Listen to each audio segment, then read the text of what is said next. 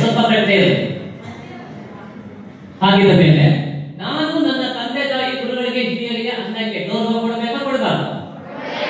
ಯಾರಿಗೆ ಈ ಮೌಲ್ಯಗಳು ತಲೆಯ ಒಳಗಡೆ ಹೃದಯದ ಒಳಗಡೆ ಅಭ್ಯಾಸದ ಒಳಗಡೆ ಬರ್ತಾರೆ ಅವರ ಮಾತ್ರ ಭವಿಷ್ಯದಲ್ಲಿ ಇವತ್ತೇನು ಶ್ವಾಸ ಸಂಕಲ್ಪ ಅಥವಾ ಮಾದಕ ವಸ್ತುಗಳಂತ ನಾವು ಏನೆಲ್ಲ ಕರಿತೀವಿ, ಅದು ಧೂಮಪಾನ, ಮದ್ಯಪಾನ, ತಂಬಾಕು ಉತ್ಪನ್ನಗಳಿಂದ ಏನೇನು 108 ಹೆಸರನ್ನ ಕೊಟ್ಟು 108 ಪ್ಯಾಕೆಟ್ ಗಳನ್ನ ಕೊಟ್ಟು 108 ಪರಿಮಳವನ್ನು ಸೃಷ್ಟಿ ಮಾಡಿ ಅದಕ್ಕೆ 108 ರಾಸಾಯನಿಕ ವಸ್ತುಗಳನ್ನು ಮಿಶ್ರಣ ಮಾಡಿ ಏನೆಲ್ಲ ಜಾಹೀರಾತುಗಳನ್ನು ಕೊಟ್ಟು ಇಡೀ ಮನಸ್ಸುಗಳ ಮನಸ್ಸುಗಳನ್ನ ಚಿತ್ರ ಮಾಡಿದಾರೋ ಅವುಗಳಿಗೆ ನಾವು ಮಾರು ಹೋಗುವುದಿಲ್ಲ.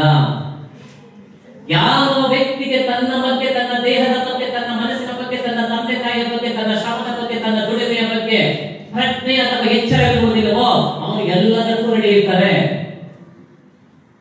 ಅಂತ ಕೆಟ್ಟ ಆಲೋಚನೆಗಳು, ಕೆಟ್ಟ ಅಭ್ಯಾಸಗಳು ಈ ವಯಸ್ಸಿನಲ್ಲಿ ಬರಬಾರದು. ಯಾಕೆ ಅಂದ್ರೆ ನಾನು ಒಂದು ಶಾಲೆ ಹೇಳ್ಬೋದು, ನೀವು ನಮ್ದಿಕ ಸತ್ಯ ಮಕ್ಕಳ 8, 9, 10ನೇ ತರಗತಿ ಮಕ್ಕಳೊಳಗಡೆ ಪಾತ್ಮರಗು, ಗುಟ್ಕ, ಬೀಡಿ, ಸಿಗರೆಟ್ ಸಿಕ್ಕದೆ.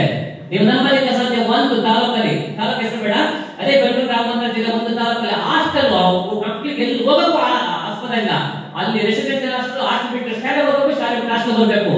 ಅಲ್ಲಿ ಬೆಳಗಿನ ಜಾವ 10 ಗಂಟೆ ಕಾರ್ಯಕ್ರಮ ಕೊಡುತ್ತಿದೆ, 8 ಗಂಟೆಗೆ 10 ಗಂಟೆ ಮುಖ್ಯಸ್ಥರು ಬ್ಯಾಗಿನಿಂದ ಇಷ್ಟು ಉದ್ದ ಉತ್ಸಾಹ